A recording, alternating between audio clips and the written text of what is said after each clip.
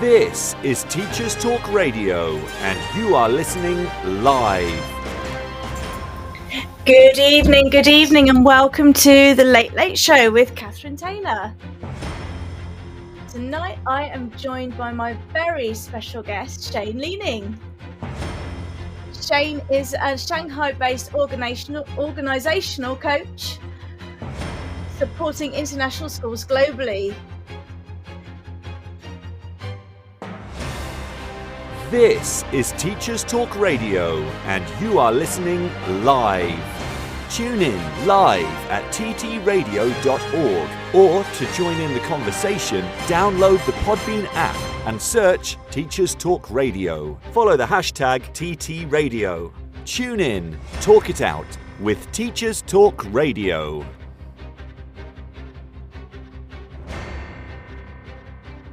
Good evening, everyone. Good evening. It's so great to have everyone who's listening on with us this evening, and I'm especially excited to be joined tonight by Shane. Shane, welcome. Hey there. Hi. How are you doing? I'm good, thank you. And I need to just say a special thank you to you as well, because it is very, very early in the morning where you are, isn't it? Yes, I am currently in Kuala Lumpur in Malaysia. And Wow. it's 5 a.m. here. So, but I've had a couple of coffees already, Catherine. You just be speaking very fast then. Yes, exactly. And I might peak in about 20 minutes. Excellent.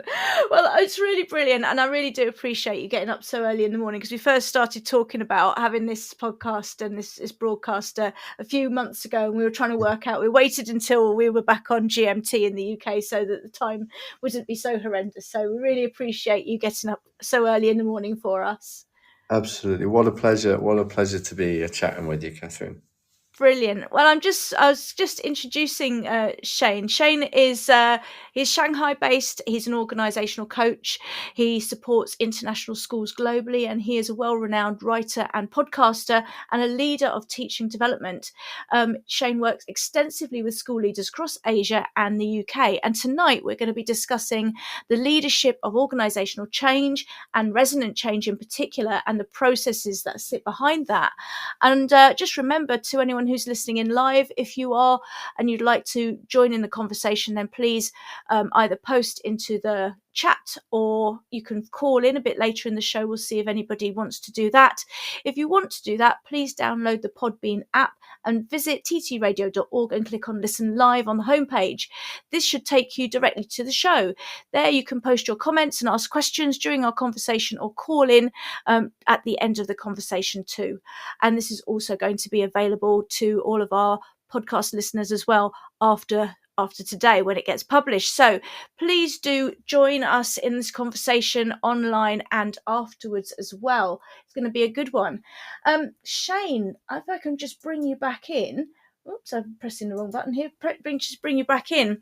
I wonder if we could get a little bit of background from you first, because I know that you have been out in Shanghai for some time, and I know that you do a lot of work with international schools. Could you just tell us a little bit about the kind of things that you do, please? Yeah, for sure. So, yeah, you're right. I've been in international schools most of my teaching career, actually. So I started as a teacher in the UK, came out internationally, been here ever since, got addicted to it, as many do. Mm-hmm. But for the last, I guess 5 or 6 years, I've been working in system level leadership. So working across big group of schools before, one particular group of schools as head of teaching development. And more recently, for the last year, have been working across a lot more schools, more independently, on the area of organizational change, really. And I guess the reason I have gotten into that and have become a bit geeky, and the reason why we connected as well, Catherine, because, I know we're both geeks on this Yes. area, is because leadership and change is really tough in schools, and it's incredibly complex.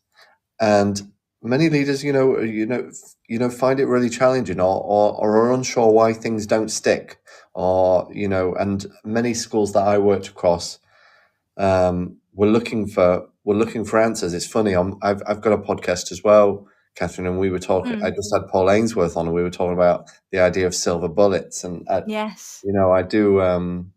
Really resonate with the idea of that search for these elusive silver bullets. And certainly silver bullets are presented to us by many organizations as here's a win. But actually, in my role working as a regional leader, I found that all the projects that I had where I was kind of being quite directive and kind of here's how to implement this program with fidelity in inverted commas were the Mm, ones that actually had the weakest impact, and where schools were really empowered to drive change for themselves. And that doesn't mean just winging it. It means yeah. thinking strategically. That's where I saw the best impact. And I guess that's kind of, as you said, we've sort of been talking for a few months about this, because I've sort of come to a similar conclusion. I certainly don't have the same experience as you across international schools, or even local ones, to be fair. But in terms of noticing, because I took it from a sort of academic point of view, I really noticed that there was a group of um, publications that seemed to be saying, we tried this and we had high hopes and it didn't quite work out, and another group that said we had sort of this idea that it was going to, if we implemented this and we had these kind of cultures, this would really work. And I thought, well, how do you get from A to B? How do you work out how you set things up so that whatever intervention you choose does turn out to be Hmm. something that will stick? And so that's sort of my interest in it, because I thought, oh, there's got to be something in the middle. There's like a gap there, isn't there?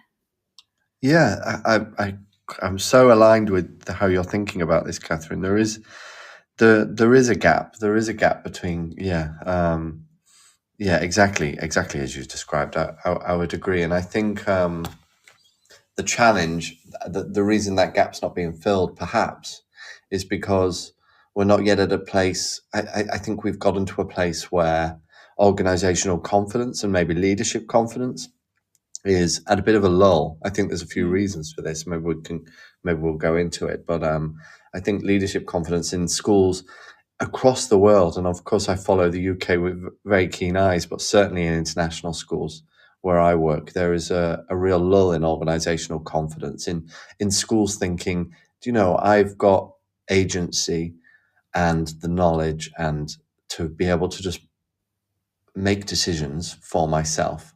We often mm, find that actually there's been decisions coming from outside quite often, whether that be from policy, whether that be yeah. from regionalization of kind of schooling into, I know in the UK it's multi-academy trusts, right? Or, Mm, in international schools, there's groups of schools, it's becoming big parts of groups, whether it's by private companies with solutions, there's many different, there's a lot of conversation outside the school wall at the minute.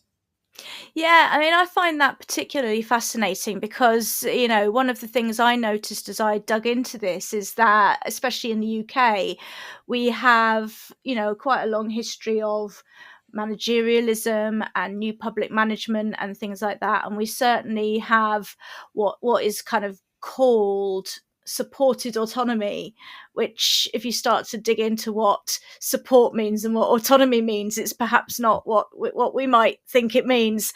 And of course, we're under the cosh, as it were, of the inspectorate. And I'm not anti-inspectorate, I'm not anti accountability, certainly, but Yeah. I think, we can see how we've ended up in somewhat of perhaps a bit of a cul-de-sac on the being empowered to make sort of not radical changes, but do something a little bit off the beaten path, I suppose.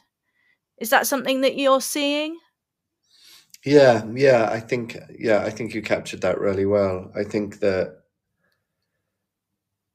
we, there's a few things like that come to mind, for example, that I don't think school leaders can always hold in their head. So many times I'm working with a school, and a leader will say something like, "Hey Shane, okay, we're not very good at doing our cognitive science stuff. We need to bring more of that in, and we're not very good at this instructional coaching thing, and so we need to bring it in." And their jump is to go, I think this is what we should be doing, and therefore they kind of get an organization in to help them, but actually there's not full understanding of exactly where is the school at the minute, and what is the school needing from their perception. If they were to take all this external voices away, what are they feeling are their key issues? And is that a better place? Is that not a better place to start than to go, this is what I think I should be doing, or this is what I've been suggested to do? Well, that's it, and I think people can be a bit hungry for sort of action, and it's one of those things. You don't we're told don't come with problems, come with solutions, but actually we're saying you need to dial it back a little bit and understand the problems first. Yeah, that's good. That I really like that, actually. In fact, with a lot of work I'm doing currently, I've got a co-author, Ephraim. We're currently writing a book called Change Starts Here, and in that we talk very clearly about the fact that we jump so quickly from like perceived challenges to goals. We jump, we it almost feels like that is the quickest jump that you see in change. Is like we think there's a challenge, and then we turn that into a goal and start working on it. And maybe that's the busyness of schools, but Yeah. actually, so it's and maybe that's from the culture of that, exactly what you're saying, when you go and they say, don't bring me don't bring me problems, bring me solutions. There's an innate problem in that. You're encouraging people to jump very quickly to a solution, and actually a lot of the time what's missing is really good investigation into the change itself, into your community, into what you've done before, to really understand yourself and the process of change before you might leap in. That's really brilliant. Thank you. And the show tonight is called Resonant Change, and I just wonder if you can really clarify for our listeners, what do you mean by that? Yeah, so resonant change, I think if we were trying to think what would be the most important defining characteristic of a good change, what would people say would be a good change? And we think the term resonance is a really good one. So, can you imagine? I mean, I'm out in Asia. Do you know, like, have you ever seen one of these kind of Tibetan singing bowls, Catherine? Yes, Yeah, yes. right. So these nice little beautiful metal bowls, and you have your stick, and you can hit the bowl, or you can kind of scrape it around the side, but what you get is this sound that is resonant. And what do we mean by resonant? Well, it means a couple of things, really. One, it resonates through time. You hit it and that sound goes on and on and on. And ideally, when we're thinking of good change in schools, we don't want things that are just going to hang around for a little while and then just disappear. We want something that's going to have like a resonance that goes right through time, and it's sustaining through time. But also, when we're thinking about resonance, when you hit that singing bowl, you also can feel it. It's producing this frequency that just kind of you can feel. I know there's even a trend in the UK now of this gong therapy. Have you ever been to one of those where you? No, I haven't. I have heard the singing bowls, and I always remember I went to, it was quite a sad event actually, but somebody's funeral, and they had that featured quite heavily in it, and I kind of understood the symbolism of it. Yes.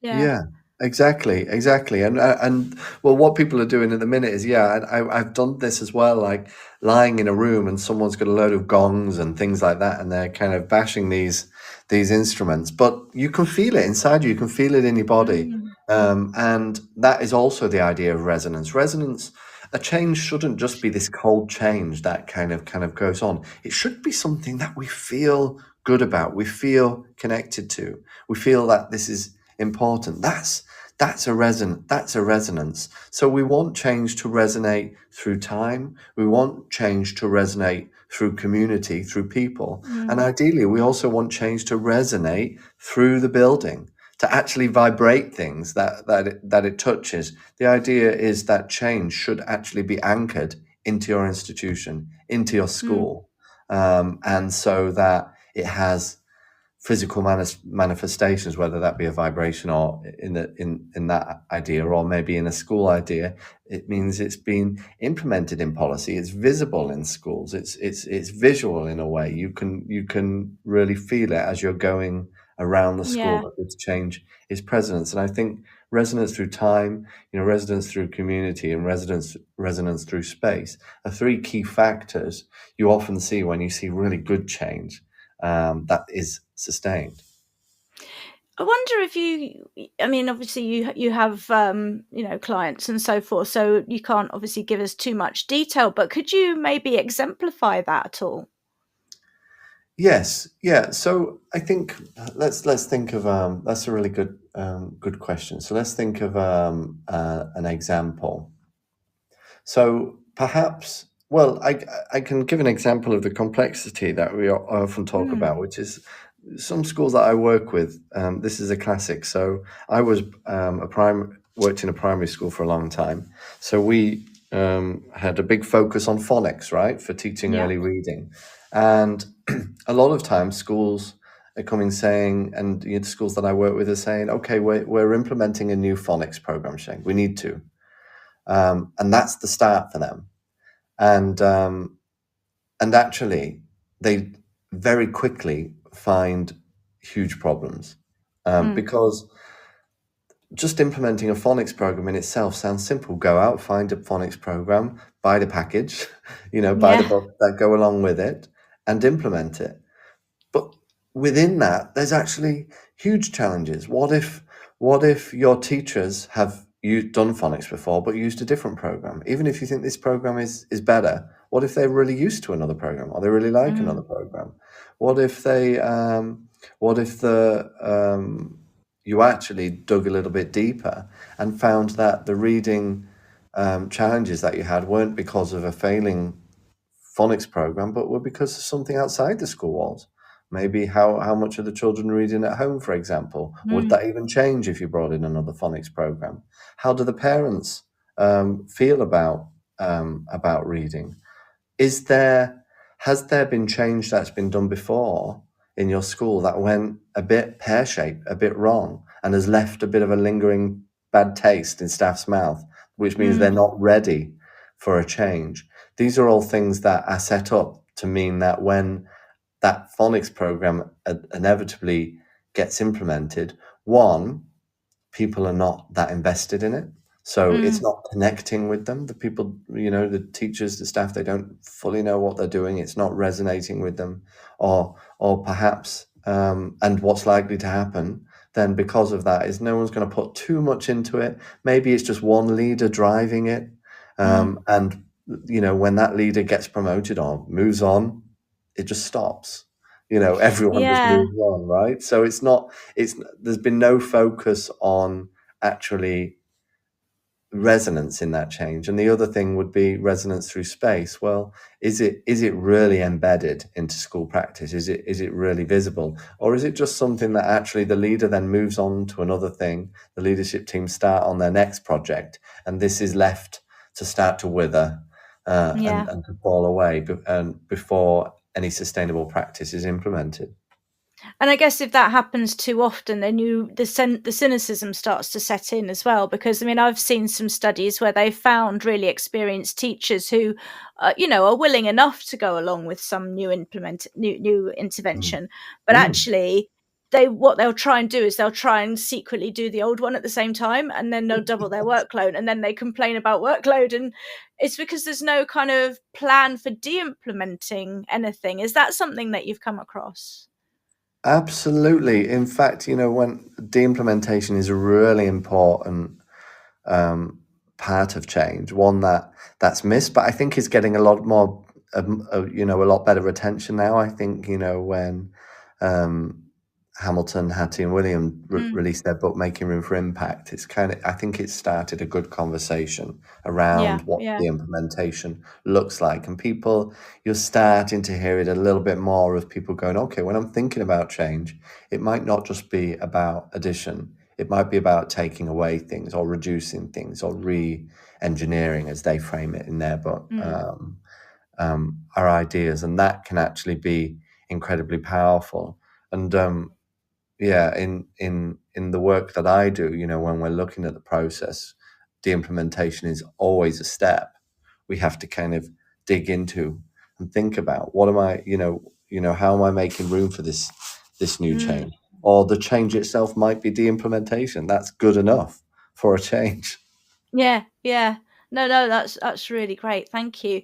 I mean, I've heard you speak before about what we can learn as a sector, the education sector can learn from business. And I wonder if you've got any reflections on, I don't know, would you say we're 5 years behind? Would you say there's things that we can borrow from the business world, Mm. perhaps refining it and adapting it for an educational context? Because, we're not businesses, we're not working in a money making enterprise. But is there any learning that you think is really helpful for the sector?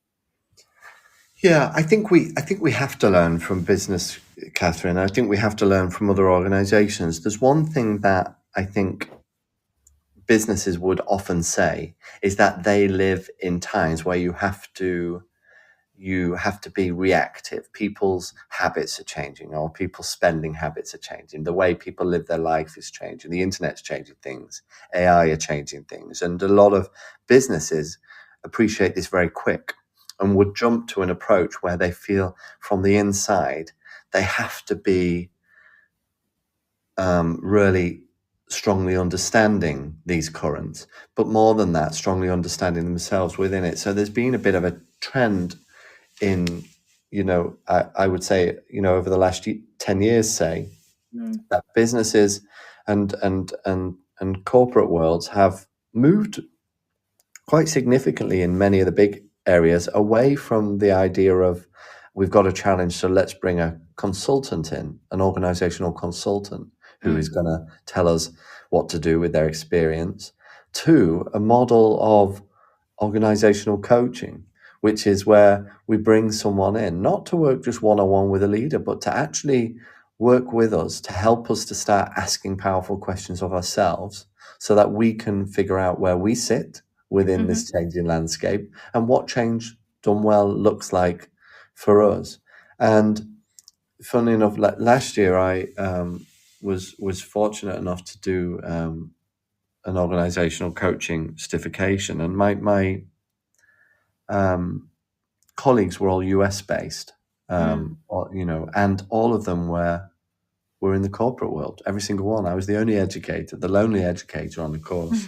Um, but that was interesting to me, and I thought, gosh, actually, this, when we're talking about coaching, I'd not heard of this before in education. I'd heard of two types of coaching really come up a lot in education, right? Either like instructional coaching, of course, working with teachers, on Mm. their Yeah. pedagogy and practice, or executive style coaching, where you're working kind of one on one with a leader. The leader in a school gets a coach. Maybe the head teacher's got a coach who's just helping them solve some of their challenges.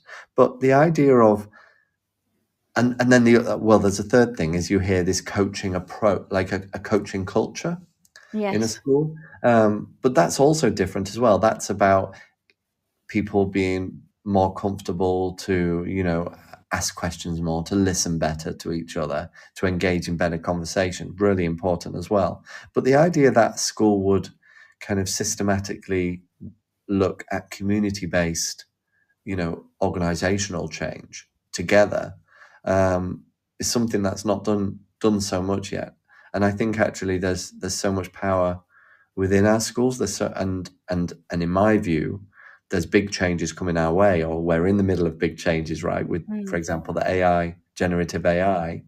For me, wouldn't that be much better if we were driving the conversation from within the school rather than what's happening at the minute is companies outside of schools or consultants outside of schools strongly driving the conversation about where AI sits within Yeah. our own schools. No, I know, and I'm a bit, as well as being a kind of education sort of change management type geek. I'm also a ed tech geek, and I've long thought that we've got to a stage where there's just so many options that you can't manage it. It makes your head spin, and it's like the Wild West, and you just want stuff to work and have a single sign on. And of course, every app you use has got some kind of portal you can look at and see all the stats, but actually what we haven't got necessarily is it all in one place. And I think a little coherence wouldn't go amiss in some of these areas, don't you think? Yes, yeah, absolutely.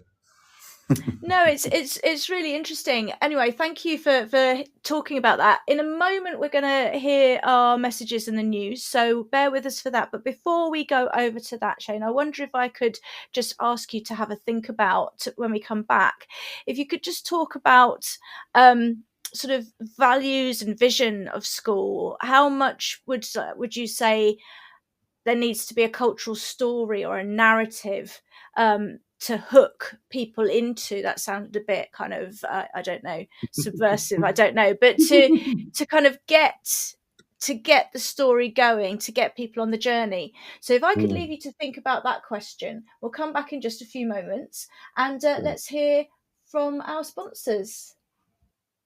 This show is brought to you in partnership with John Catt Educational, publishers of professional development books and resources that support great teaching and learning in schools around the world. Don't miss out. Level up your professional development today and visit johncattbookshop.com to explore the full range of titles. Use the code JCTTR2425 for 20% off your order. Happy reading. Do you ever wish you could sit down with other teachers and delve into the challenges and opportunities we face? Well, that's exactly what Table Talks at Bet UK is all about.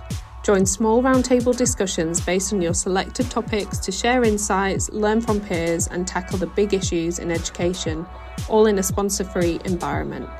This is your chance to connect and collaborate like never before. Be part of the conversation at Bet UK in January 2025. Visit uk.betshow.com to learn more.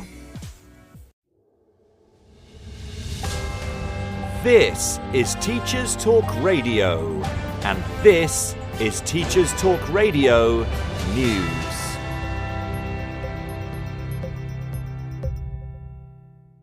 According to Schools Week, all three of Eton College's proposed flagship Elite Sixth Forms, run in partnership with Star Academies, which were to level up left-behind areas, are being reviewed by the government. All three of the 16 to 19 schools due to open in Dudley, Teesside and Oldham are part of a review of whether 44 planned mainstream free schools offer value for money. The government has so far refused to confirm which of the projects are affected. The three schools were originally given the green light last summer and were described as high-quality, academic-focused 16 to 19 free schools in education investment areas. The plans were part of the former government's Levelling Up white paper. An Eton Star Partnership spokesperson said, "The review does not come as a huge surprise given the current fiscal situation, and we intend to fully engage with this process," but that it remained fully committed to the plans, saying it would transform the lives of many young people across the country. The Department for Education said assessments will be based on whether the proposed schools meet a need for places in the area, if they have any impact on existing local providers, and whether the schools would provide a distinctive curriculum. In The Guardian, a report covers comments by Education Secretary Bridget Phillipson about schools' focus on well-being. Speaking at the CST conference, she suggested that schools can respond to declining attendance and an increase in numbers of pupils with SEND by improving the sense of belonging. She said, "Exam results open important doors to opportunity for young people. They will continue to be the anchor of our education system. But A stars alone do not set young people up for a healthy and happy life. And where previous governments have had tunnel vision, we will widen our ambition. This speech came in the context of a wide-ranging curriculum and assessment review, as well as plans for a Children's Wellbeing Bill to be published next year. Phillipson went on to say that well-being and belonging hold the key. If we want to tackle the epidemic of school absence, children need to feel like they belong in school. She also argued that a sole focus on achieving is doomed to fail, because if we fall into that trap of chasing a narrow shade of standards, then children with SEND get swept to the side and attendance crashes. The curriculum review is expected to encourage a broader curriculum to be taught in schools, including music, art, sport and drama, as well as vocational subjects. FE Week reports on information from the Organisation for Economic Cooperation and Development, which suggests government should replace GCSE maths resits with a new foundation level course, after warning the bar is unachievably high for some students to pass the GCSE. In the report, it says research found England's share of young people studying maths up to the age of 18 is among the lowest in the OECD's 38 member countries, in part due to a limited range of options for continuing the subject in post-16 settings. The study found that at least half of students study maths to 18 across OECD member countries, compared with just 16.5% of students in England, and a third of those were those who did not have a grade 4 at GCSE. The report suggests that the breadth and depth of maths GCSE is comparable to other programmes across the OECD, but that England students are younger when they take the course and have just 2 years to cover content compared to 4 in other countries. The report finally recommended that policymakers review and consider a foundation-level course for those who do not achieve a grade 4 at GCSE, to ensure that they can continue their core mathematical knowledge and skills, replacing the GCSE resit altogether. Finally, the BBC reports that a 17-year-old Chinese maths prodigy actually cheated in a maths contest, according to its organisers. The student made headlines in June when she came 12th in the qualifiers for the contest run by the e-commerce company Alibaba. She was the first finalist since 2018 to have come from a vocational school, as the vast majority of past finalists have come from elite universities. However, competition organisers said the student had violated competition rules by receiving help from her teacher, who was also a contestant. The story has prompted debate about whether China's education system does enough to support gifted students in less academic pathways, as well as the pressures all students and teachers face. Full details can be found on the BBC News Asia webpage. This has been your Teachers Talk Radio News with Jo Fox. Welcome back, and thank you, Shane, for joining us this evening. And it's been great to chat to you so far. And before the news, I asked you the question about the role of sort of narrative and vision and values, and how to sort of bring people along with the change journey. And I wonder if you could just give us your thoughts on that, please. Yeah, absolutely. So I was thinking there, and then I got very much listening into the news,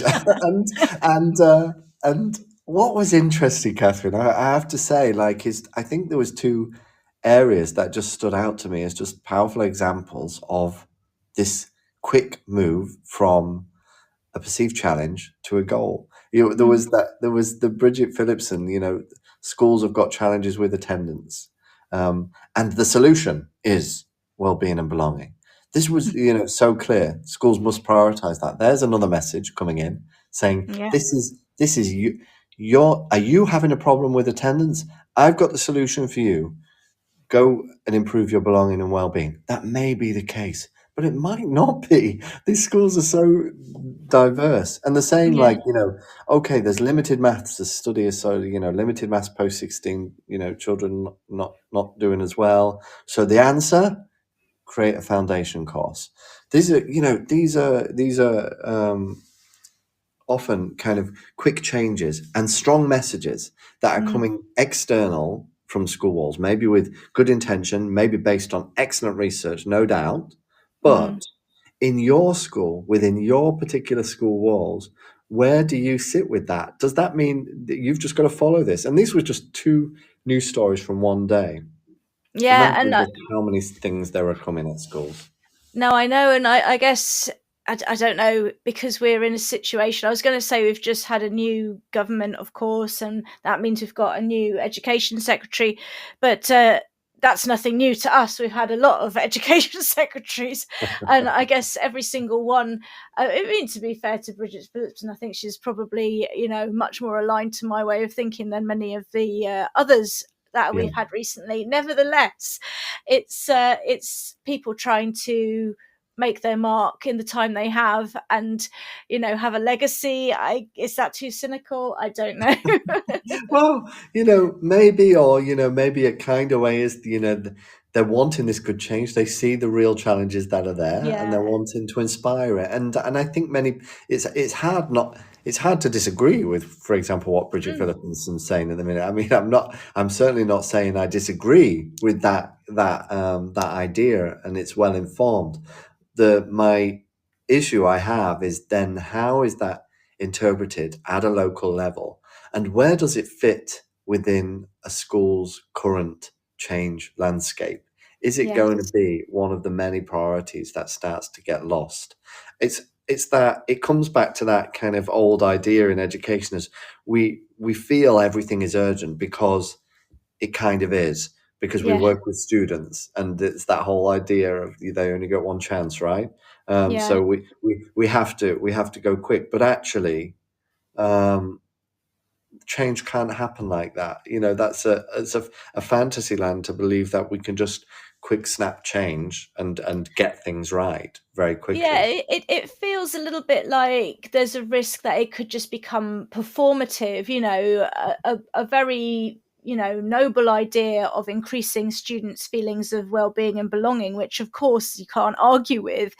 I can see it being reduced down to a poster that everyone's got to have on their notice board that tells you that how many days of lost learning you have if you have a cold, and Yeah. somebody going around with a clipboard to check it's there. Do you know what I mean? And that's certainly a perversion of what is actually, you couldn't disagree with it, but it's how does it actually translate into schools, and serve the particular community that that school is there to serve. Yeah, exactly, exactly. And how about if your school actually, at the minute, you were going, do you know what? In our school, um, there's a real challenge in that literacy levels are really low in our school, for example. And this is a real problem. That this is something that we've identified as a school is a real problem. But actually, this attendance thing makes sense to us. So where do we put our energy? Do we keep going? Do we change? And it's funny, I think sorry, I just got listening to that and I thought that was interesting. I've totally taken off our conversation on a bit of a tangent, Catherine, but I just thought it was just so interesting listening into that. Well, I don't think it's so far away from what you're saying, Yeah. because if we're saying that you need to have a really secure idea of what it is that your school needs, what it is that you're prepared to put your efforts and resources and energy behind, and start to sort of nurture the green shoots of progress, as it were, as they start to emerge. Then, if suddenly you pivot, then that's really disruptive to and it actually, I would say, I would undermine the trust in the staff, in the students, because they'll just start to be thinking, well, we won't put actually so much energy into this because it'll just change again. And I certainly have heard Mm. people say that to me over certain things in the past. Yeah. So, how does that leader who says, look, we are working on our phonics or our literacy, and we are 6 months into a 12-month implementation plan or whatever, how do they continue to have that thread of the narrative, and to really have the confidence with that? Is that something that you assist with? Yes, very much. So I guess, when I'm working with schools, the very first thing we would do is actually, we're thinking of this change. Great. let's first label anything that comes in as a perceived challenge. Let's label it like that. Let's just say that that's what it is. So let's stop talking about this is our challenge, and let's just start talking about these are our perceived challenges. And they're always a perceived challenge. It's always perceived by one person, a group of people, a group of stakeholders, or or an external influence like the government, or your mat leaders, whoever it is. There's a challenge that has been perceived by someone, and or a few people. So you start with that. And then after that, what you don't go is you don't go straight to let's start to interrogate that challenge. Actually, this is where to talk about that culture, values, identity you mentioned. It's to actually go into a stage of connection where you go, can I start to gauge the cultural dynamics of my school, my organization here? What actually is our approach to change, irrespective of this particular one? So you might ask things like, where have we done change well before? Where have we done things well, and why did that go well before we're thinking about leaping? And can we, like, as a community, and when I say community, I mean that, like, with teachers, with leaders, with parents, with community members, maybe with students. Can we have a conversation where we go, where have we not done things so well before? Where did things taper off? And before we start to think about our next change, could we do a little bit of digging around on the way we do things around here? How, as Amy Edmondson talks about, she has some great work in organizational change. And one of her books, Fearless Organization, she talks about really understanding a psychological safety. Do people feel psychologically safe? Because guaranteed, even if you have the best change in the world, that is you believe has all the research to back up that it's going to improve outcomes in whatever outcome you've decided to measure. If your team are not feeling in a place of trust, in a place of safety, and to move forward, it ain't gonna work. Like it's that classic thing. So a moment of connection is useful, and asking some powerful questions. One question I always think is useful to ask as well is, and it's one that we talk a little bit about in the book, is the question, what would we say? What would Joe say? But actually, Joe can be anyone. What would this person say? What would this person say? Are you really good at asking that question when you're first thinking about something? Because that question can really open up a can of worms, but it can really get you actually thinking and empathizing with your community. And maybe in that question, let's say we're going to that Bridget Phillipson, we need to improve belonging. That question of going, what have we done well with belonging here, and what we, and where have we not done so well?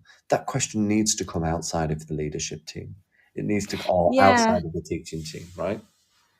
And I feel like I agree with you on that. I kind of tend to think that if you want to know what's going on, then you really need to be finding like the grumpiest, most cynical teacher that's like in their spot in the staff room with their mug that no one's allowed to touch. You want to know what they think, don't you? Because ultimately there can be counter cultures in organizations, can't there? There can be really powerful people who can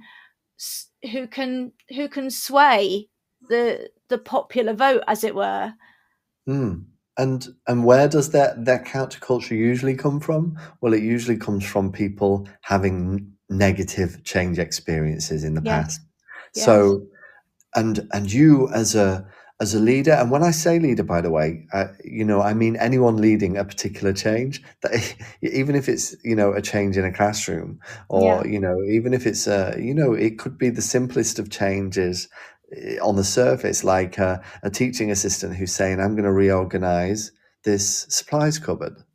Well, heck, that change could have some big consequences, and you maybe need to do a little bit of kind of surveying of the feelings around how things are organized and how people would feel about that before I would they feel jump like, into it. thank you for cleaning out my cupboard. But I get exactly what you mean, because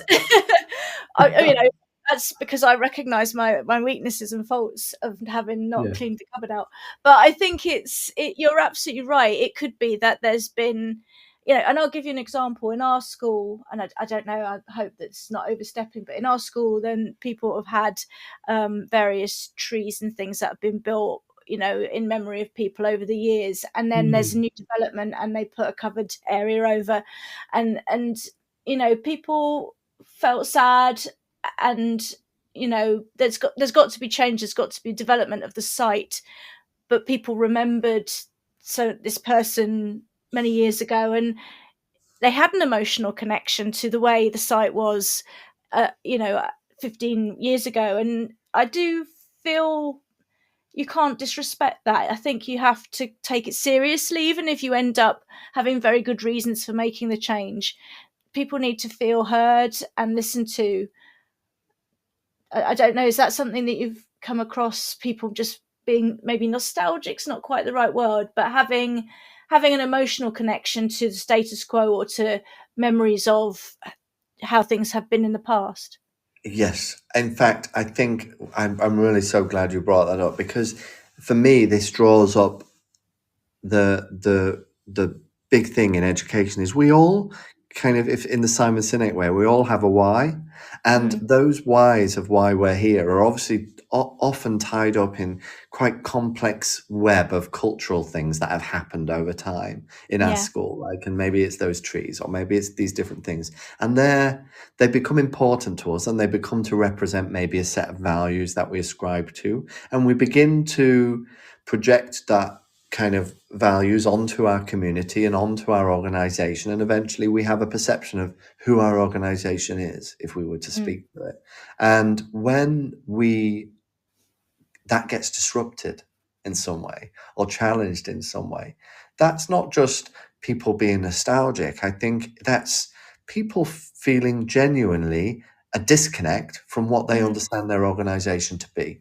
And then that is deeply challenging, because if all of a sudden your organization is making decisions that you didn't think it would make within your mental model of how it existed, then that trust has just been lowered. And that's not just going to affect this particular change, but it's going to affect a lot of the different programs and changes that are happening across your organization.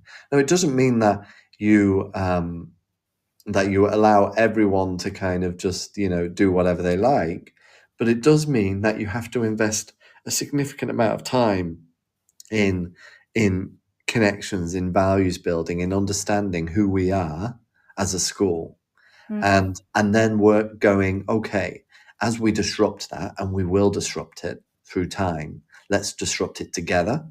And let's be open to being on that journey together. And as we go through, we're going to fail, but we're going to fail well, time and time again. And again, that comes back to Amy Edmondson's also work.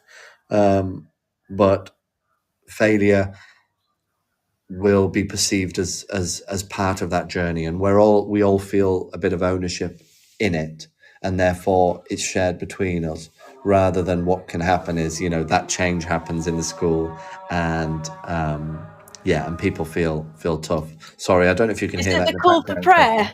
it's the prayer. Yes, can you hear Yeah. it? It's wonderful, Yeah, right? so I'm an RE teacher, so I recognise that. Oh, well, you record this bit to share with your class. Isn't it wonderful? No, I really like her work, actually, and I was really drawn to the idea.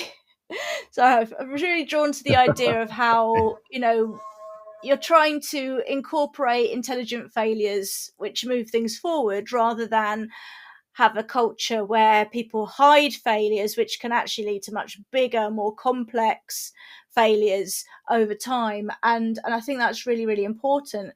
But there's a couple more things I want to just talk to you about before we finish up. And maybe now what I'll do, since we'll wait for the call to prayer to finish, I'm just going to play our messages again. And when we come back, if I could ask you to maybe think about the tension between the need for sometimes addressing an urgent change to address some kind of problem that's happened, which needs to be urgently dealt with, as opposed to or incorporating that with the longer term goals. So we'll come back to that question in just a moment. This show is brought to you in partnership with John Catt Educational, publishers of professional development books and resources that support great teaching and learning in schools around the world. Don't miss out. Level up your professional development today and visit johncattbookshop.com to explore the full range of titles. Use the code JCTTR2425 for 20% off your order. Happy reading. Do you ever wish you could sit down with other teachers and delve into the challenges and opportunities we face? Well, that's exactly what Table Talks at Bet UK is all about. Join small roundtable discussions based on your selected topics to share insights, learn from peers, and tackle the big issues in education, all in a sponsor-free environment. This is your chance to connect and collaborate like never before. Be part of the conversation at Bet UK in January 2025. Visit uk.betshow.com to learn more. Brilliant. Okay, so we're back again for the last sort of 10 minutes or so of our conversation, Shane. And we were talking before I just went to those adverts about, you know, we would love it if it was the case that we could always have this sort of gentle, collaborative trajectory of people coming together with a change in mind, and working together and having the time to build that narrative and that confidence in your community. But we don't always have that luxury, do we? Because sometimes something's happened, there's been an incident or an accident or an inspection or something like that, and we actually do need to address something pretty quickly. How do you encourage school leaders in those kind of situations where they are addressing something rather more urgent? Yeah, and let's face it, urgent things happen every day, right? And all the time in schools. We're never going to leave that. I think what happens is, when these urgent things come up, you've got to go with it. You're right. You can't take this kind of slow approach and go through this whole kind of model of organizational change where you're building. But what I often recommend to schools is, okay, go do that. Use the way bring in community where you can, where it's appropriate. But the most important is, as you're going through that, use this as a perfect tool to survey the culture of your organization. How did they respond to that quick change you had to implement? What happened? What did you see? What did you feel? What did you hear as that change was going? Did it go well? And if so, what particularly landed with people? What made people actually do that thing you needed them to do, whether it was a last minute report that needed to come together, whether there was a big behavior challenge that came into the school, whether something happened in the community, whatever. How have people responded when you implemented the change? And using that as your lens for long-term growth, using that as a valuable piece of data to inform how you're going to actually build in the future, because often it's actually those quick times that really test and show our culture, show that psychological safety, show that how well connected we are as a community, how resilient we are, to do that. And it helps inform that question, which I think is really useful to ask, which is, we should always be asking, what happens when we get stuck in changes? Do we know what we do? What are our go-to methods when we get stuck on something, when something does come up? And if these short-term changes can actually inspire your next change, quite significantly. But sadly, what often happens is actually we put out fires and we go, great, that fire is burnt out, next. next, when in fact we should take a little bit of time to go, this is a perfect time to build those resilience muscles, to build our change muscles, to reflect on what we're doing and what we should do. Interestingly, there are many change models out there, and a lot of change research is saying do it this way, do it this way. There's many consultants in the space. I feel there's a different approach, and Ephraim Lerner, who's writing the book with me, we actually say it's a bit more healthier actually to drive your process through questions rather than through statements. The statements that we make and they kind of restrict schools' reality. When Bridget Phillipson says with all good intent, schools with challenges with attendance need to improve well-being and belonging, that's the answer. That restricts a school's reality.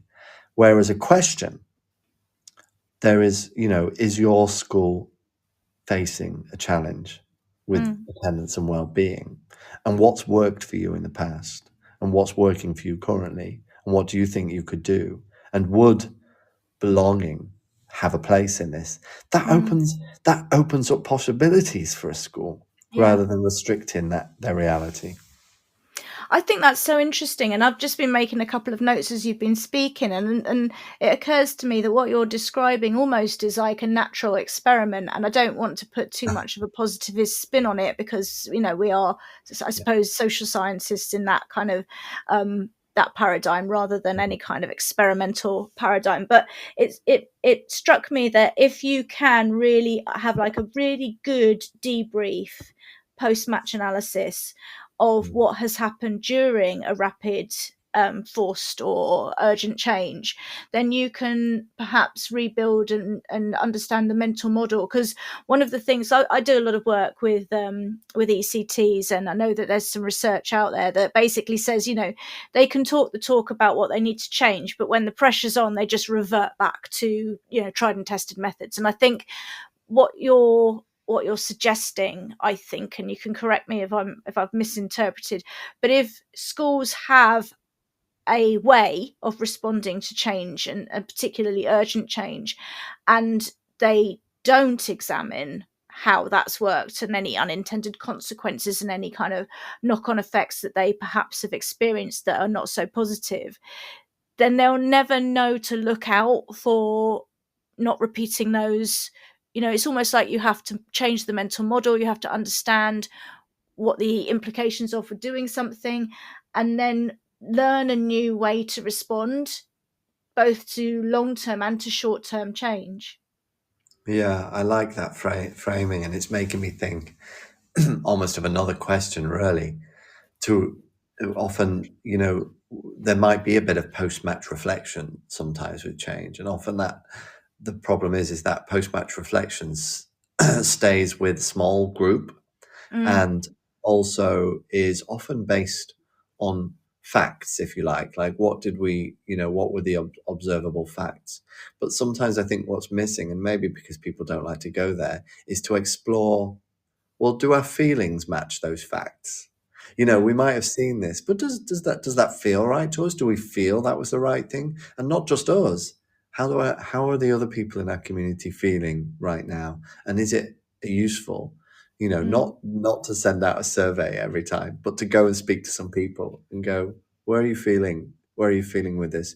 Because it's all, we're often as humans driven by our feelings, right? We're driven by what we feel, but sometimes those feelings can sit with us for a while before we take action. And I find teachers are pretty good at this because they're so busy, right?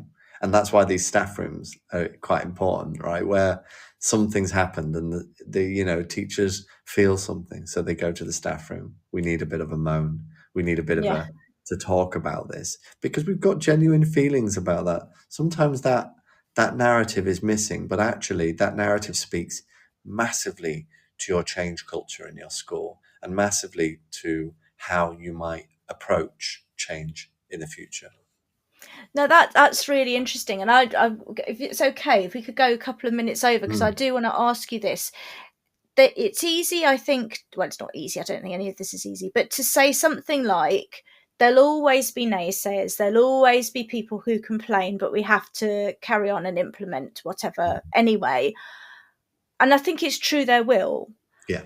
But how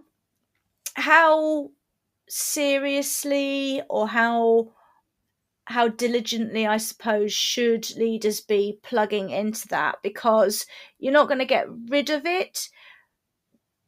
So, you have to acknowledge it. Where's the I think there's a tension there, isn't there? There's some things you have to do anyway. Yes. And there's some things where you have to, try and win hearts and minds. What do you, as a final thought, how would you advise leaders to navigate that tension? Yeah, and it's a tension we all recognise. I think you're right, Catherine, in that you can never, get rid of all the naysayers. That's maybe unrealistic. But what that shouldn't mean is that you just label people naysayers. You do that at your, you do that at your peril. Actually, what I would say is there is a key question you should be asking those naysayers every time, which is simply, what would convince you? What would convince you?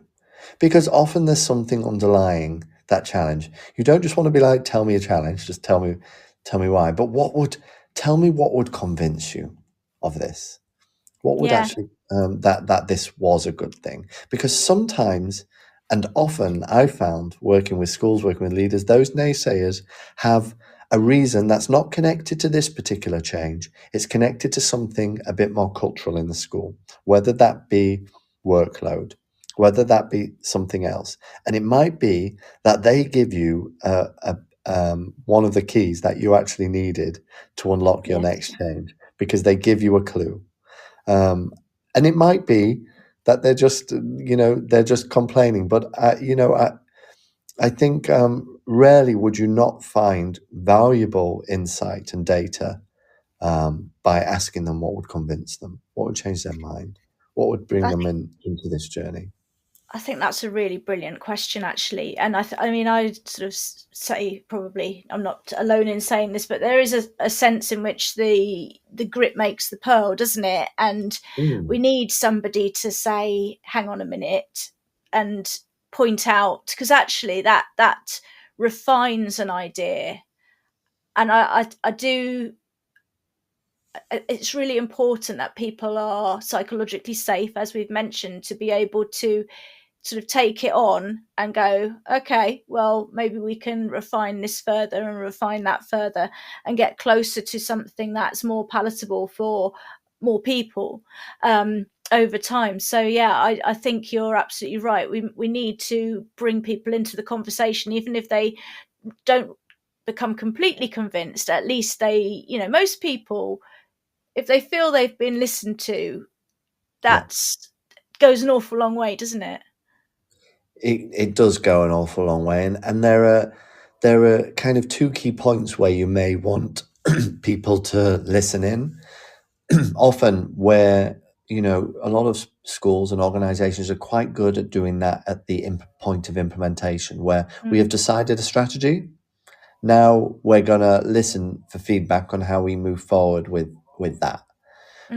I think the challenge there is that you've actually, in an ideal world, you've involved them in a pre-step, which is where you go, this is our challenge. Does that make sense to you? Does that make sense within your world? Before we jump into a solution, we just want to do a temperature check on whether that challenge is real for you and whether you understand that challenge in the way that we understand it. Because if you can create an idea of community and alignment around the challenge, then when you create that goal, when you start moving forward, you have got a much easier time because you're not having to go into this mode of what do we call it? Buy-in, don't we?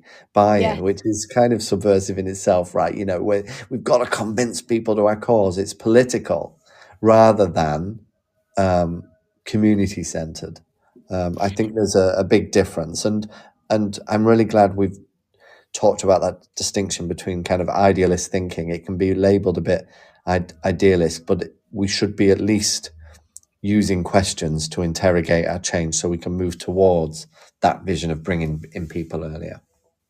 No, I really agree with that. I think it's so important to kind of activate people as learners in a way and get them to realize that there's something that it's in our interest to at least try and address, or to have a good hard think about, actually. It's very easy to say, well, this is the way it is. Well, I want to say, why do we need to, everything should be interrogated, and if it's great, then just put it back where you found it, but at least you've thought about it. Yeah, I like that. Brilliant. Okay, well, we are out of time now, and I just want to say such a huge thank you to you, Shane. You have been absolutely brilliant, and I've found this a really fascinating conversation. I'm sure that our listeners will as well.